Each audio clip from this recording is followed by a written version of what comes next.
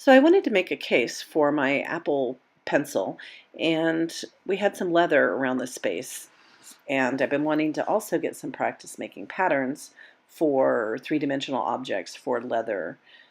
So this would be a great project to practice that. I thought I had an idea what I was doing. I used some paper and I covered the object and traced around it and cut my leather from that.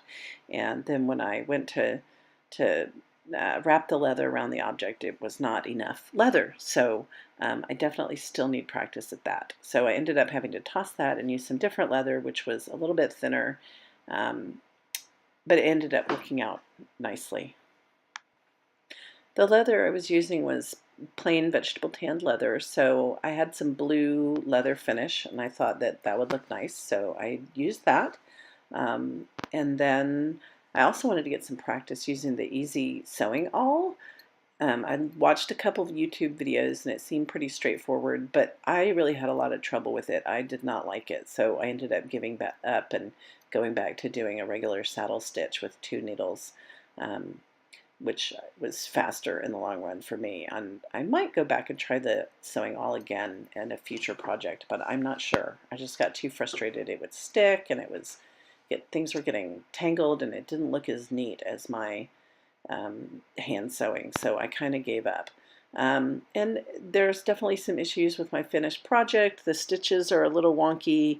The pattern is definitely not great. I definitely need a lot more practice there.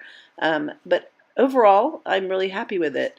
The little piece that I used to tuck in um, the little flap is not done blue, and that's simply because I completely forgot about it until I was already almost there when I was stitching up the case. So I just cut an extra piece of unfinished leather and added that. And I actually like the contrast now that I've done it that way. This was a really fun little project, and if any of you want to make a case for something you have, come on into the space and I will help you get started.